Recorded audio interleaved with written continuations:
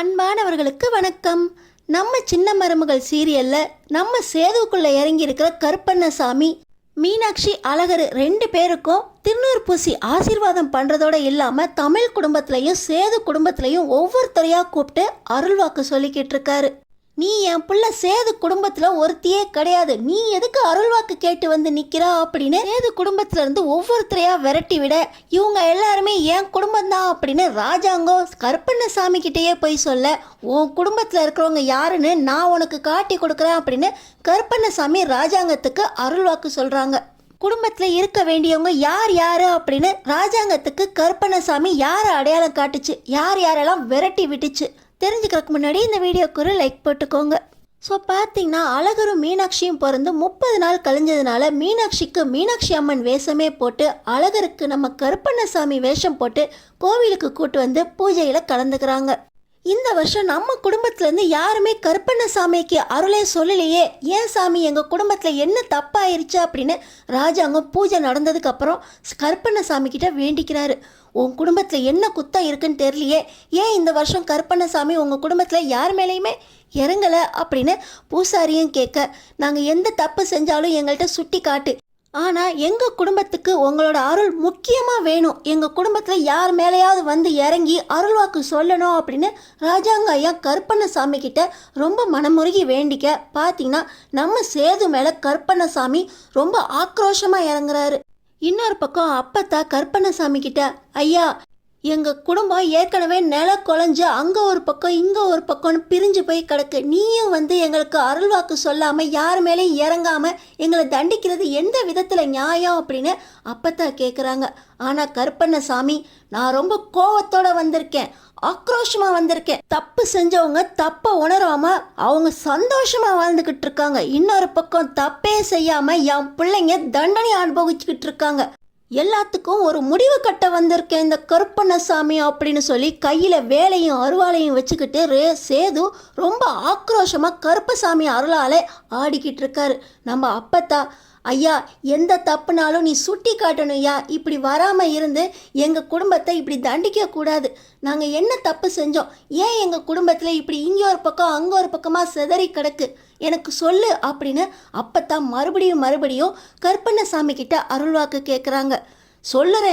சொல்கிறேன், நீ நியாயத்து பக்கம் இருக்க, அதனால் உன்னை எதுவுமே செய்ய மாட்டேன், உன் மேலே எந்த தப்புமே இல்லை, ஆனால் உன் பிள்ளை ராஜாங்கம் நீதி வழங்க வேண்டிய இடத்துல இருந்துக்கிட்டு என் பிள்ளைக்கு நீதியை கொடுக்காம தண்டிச்சுக்கிட்டு இருக்கான், தண்டனை கொடுத்ததோடு இல்லாமல் மறுபடியும் அவன் மேலே சுமையை ஏற்றிக்கிட்டே இருக்கான், அவனை நான் சும்மா விட மாட்டேன் அப்படின்னு சொல்ல, என் பிள்ளை ராஜாங்கம் ஏற்கனவே ஜெயிலுக்கெல்லாம் போய் அடி வாங்கி தண்டனை அனுபவிச்சிட்டான், அவன் இதுக்கு மேலே என்ன தப்பு பண்ணினான் சொல்லு அப்படின்னு அப்பத்தா கேட்குறாங்க. ஓம் பிள்ளை ஜெயிலுக்கு போனான்னா அது அவனோட பாவக்கணக்கு, அவனோட பாவத்தை இன்னொருத்தர் தலையில் ஏற்றலாமா, அவன் செஞ்ச தப்புக்கு அவன் தண்டனை அனுபவிச்சான், அதுக்கு இன்னொருத்தர் மேலே பழிய போடலாமா, நீ இங்கே வா அப்படின்னு சொல்லி நம்ம தமிழை கூப்பிட்றாங்க கருப்பண்ணசாமி. நம்ம தமிழ் பவ்யமாக கருப்பண்ணசாமி முன்னாடி போய் வணங்கி நிற்க, எந்த குத்தமும் செய்யாமல் நீ தண்டனை அனுபவிச்சிட்டு இருக்க, கூடிய சீக்கிரமே அசல் எது போலி எது அப்படின்னு இந்த கருப்பண்ணசாமி நியாயத்து பக்கம் எல்லாருக்கும் தெரியப்படுத்துவான் அப்படின்னு சேது அருள்வாக்கு சொல்ல, என் பிள்ளைங்க ரெண்டையும் இப்படி பிரித்து வச்சிருக்கிய, இது நியாயமா, என் மேலே எந்த கோபமும் இல்லை, என் மேலே தப்பு இல்லைன்னு தெரிஞ்சிருக்கு, ஆனால் என் பிள்ளைங்க எதுக்கு தண்டனை அனுபவிக்கணும் அப்படின்னு நம்ம தமிழ் கேட்குறாங்க. கூடிய சீக்கிரமே உன் பிள்ளைங்கள ஒன்று சேர்த்து வைக்கிறேன், உன் வாழ்க்கையில் சந்தோஷம் வரும், எல்லாத்துக்கும் ஒரு காலம் இருக்குது, கூடிய சீக்கிரமே அது நடக்கும், இந்த கருப்பண்ணசாமி உனக்கு வாக்கு கொடுக்குறான் அப்படின்னு கருப்பண்ணசாமி நம்ம தமிழ்கிட்ட சொல்ல, நம்ம தமிழுக்கு திருநூறு பூசினதுக்கப்புறம் அவங்க இறங்கி போயிடுறாங்க. இன்னொரு பக்கம் ராஜாங்கம், ஐயா உனக்கு ஏன் மேலே தான் கோவமா, அதுக்கு தான் இவ்வளவு நேரம் வராமல் இருந்து எங்களை தண்டிச்சுக்கிட்டு இருந்தியா, நான் என்ன தப்பு பண்ணேன், எந்த தப்பு பண்ணாலும் சுட்டி காட்டியா அப்படின்னு சொல்ல, வாடா இங்கே, நியாயத்து பக்கம் இருந்து எல்லாருக்கும் தீர்ப்பு சொல்ல வேண்டிய நீ தப்பா தண்டனையை இன்னொருத்தருக்கு கொடுத்துக்கிட்டு இருக்கடா, என் புள்ள அந்த தண்டனையை அனுபவிச்சுக்கிட்டு இருக்காடா, அந்த தப்பு யார் செஞ்சா அப்படின்னு எல்லாரும் முன்னாடியும் நான் கொண்டு வந்து நிறுத்துறேன், அதுக்கப்புறம் நீ என்ன தண்டனை கொடுக்குறன்னு இந்த கருப்பசாமி நின்று பார்ப்பாண்டா, நீ கொடுக்குற நியாயத்துக்கு இந்த கருப்பண்ணசாமி என்னன்னு கேள்வி கேட்பாண்டா அப்படின்னு கருப்பண்ணசாமி சொல்ல, தப்பு செஞ்சவங்களே தெரியாமல் நான் தண்டனை கொடுத்துருக்கலாம், தப்பு செய்யாதவங்க சந்தோஷமாக இருந்துட்டுருக்கலாம். ஆனால் முன்னாடி யாரும் இருக்க முடியாதுன்னு தெரியும் ஐயா. முதல்ல அவங்கள எனக்கு சுட்டி காட்டு.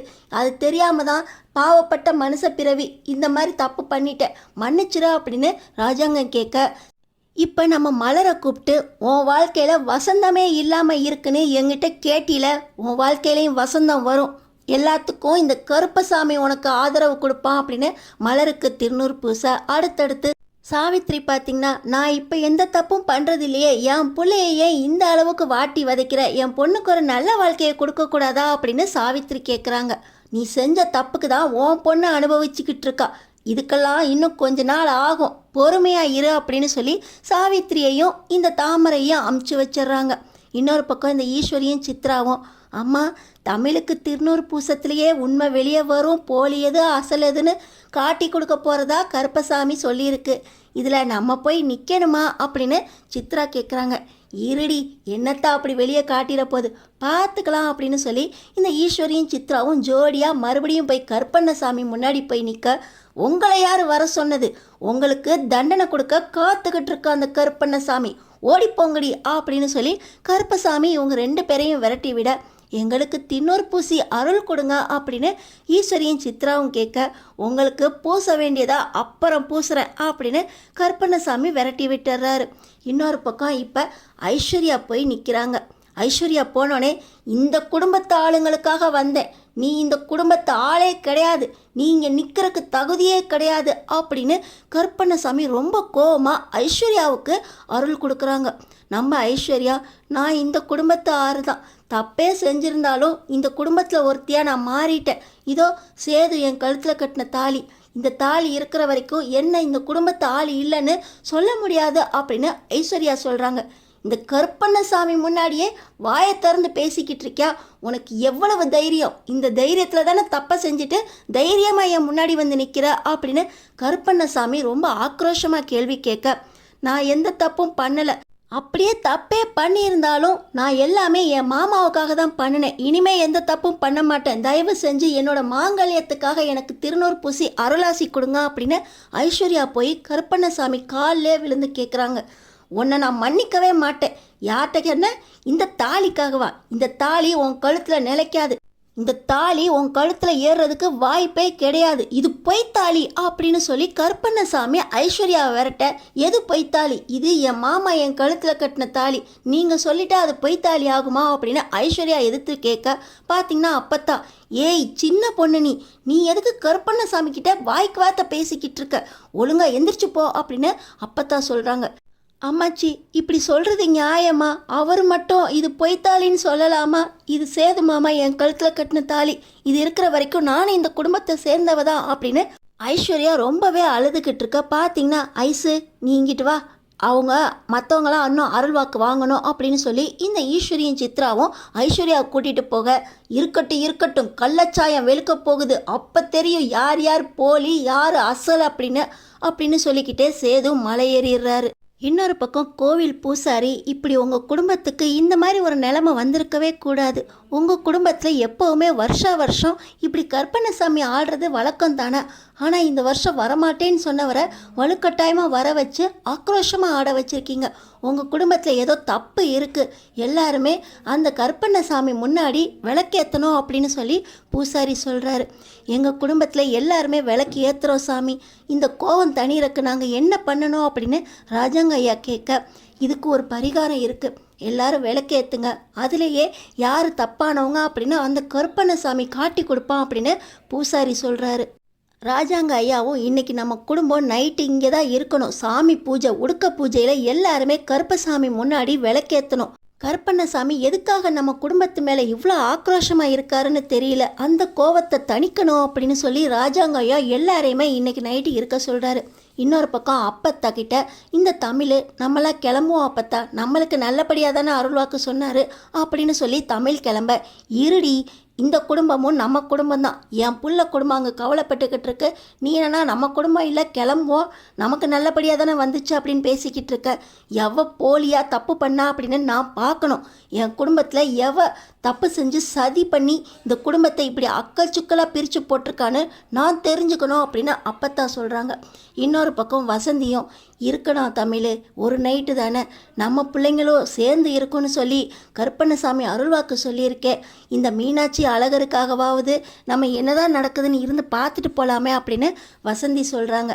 என்னம்மா சொல்கிற, நாளைக்கு நான் காலேஜுக்கு போக வேண்டாமா அப்படின்னு கேட்க, உடுக்க பூஜைக்கு தானே இருக்க சொல்கிறாங்க, இருந்துட்டு போகும் அப்படின்னு வசந்தி சொல்ல, சரி சரி இருக்கா அப்படின்னு சொல்லிட்டு மீனாட்சியை வச்சுக்கிட்டு நம்ம தமிழும் அழகரை வச்சுக்கிட்டு சேதுவும் நைட்டு ஒருத்தருக்கு ஒருத்தர் 2 பிள்ளைங்களையும் பிரித்து வைக்க வேண்டாம், இருக்கிறது ஒரு நைட்டு, சந்தோஷமாக 2 பிள்ளைங்களையும் ஒன்றா இருக்கட்டுமே அப்படின்னு ஒரே இடத்துல வச்சுக்கிட்டு இருக்காங்க.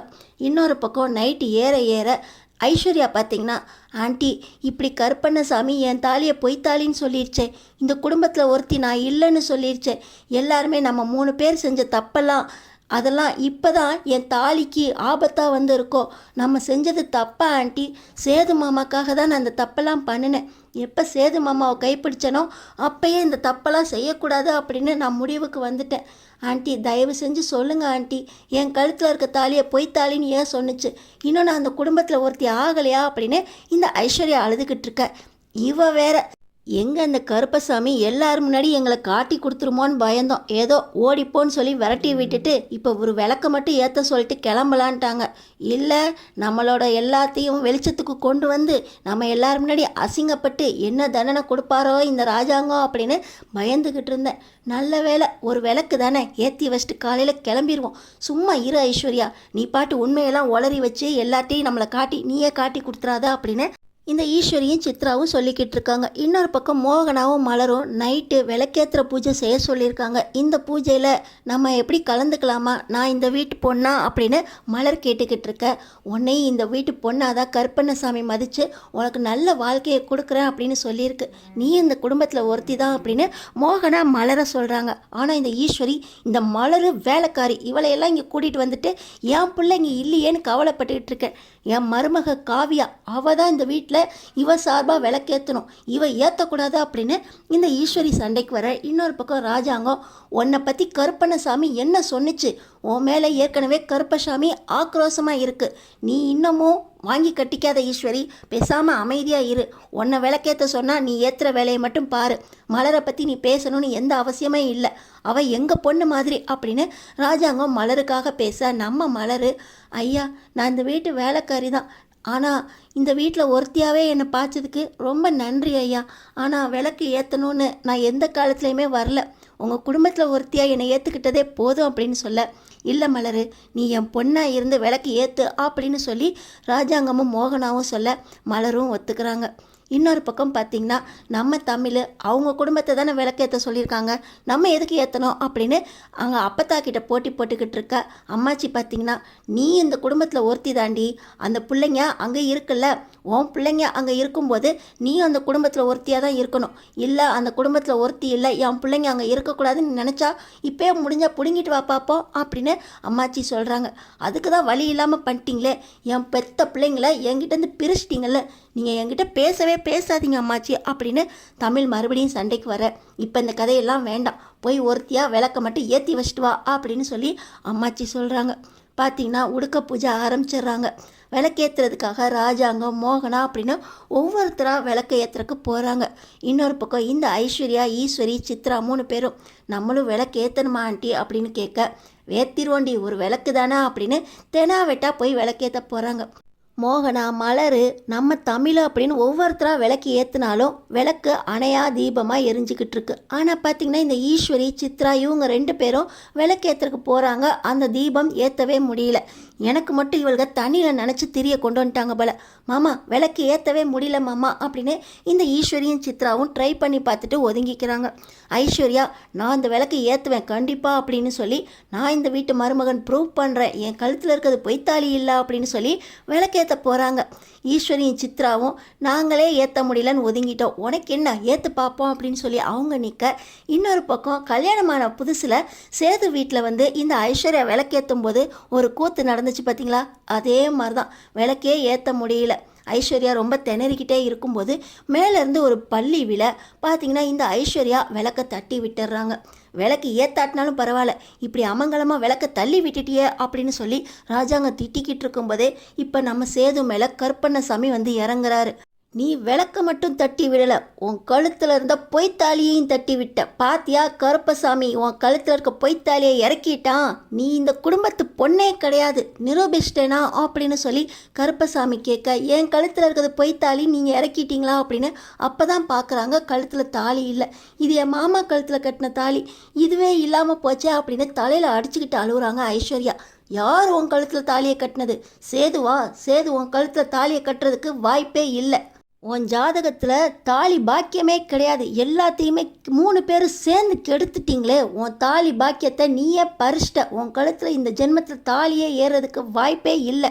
ஒரு பொண்ணுக்கு பாவம் நினச்ச நீ, ஒரு பொண்ணு கழுத்தில் தாலி இறங்குறதுக்கு காரணமாக இருந்த நீ, உன் கழுத்தில் தாலி ஏறுறதுக்கு இனிமேல் வாய்ப்பே கொடுக்க மாட்டோம் இந்த கருப்பண்ணசாமி அப்படின்னு சொல்ல, என்ன சாமி சொல்கிறீங்க? ஏறின தாலியை இறக்கிட்டு இப்படி மறுபடியும் தாலி ஏறதுக்கு வாய்ப்பே இல்லைன்னு சொல்கிறீங்களே அப்படின்னு சொல்ல, இன்னொரு பக்கம் ஈஸ்வரியும் சித்ராவும், என்னம்மா ஒரு சின்ன விளக்கேற்றுறதுல இந்த கருப்பண்ணசாமி அவ கழுத்தில் நான் தான் தாலி கட்டினேன்னு நிரூபிச்சிருமோ அப்படின்னு ரொம்பவே அலட்டிக்கிட்டு இருக்காங்க. இந்த நேரத்தில் தான் ஐஸ்வர்யா, என் கழுத்தில் என் மாமா கட்டின தாலி வேணும், மாமா என் கழுத்தில் தாலி கட்டுவாரு அப்படின்னு அழுதுகிட்டு இருக்காங்க.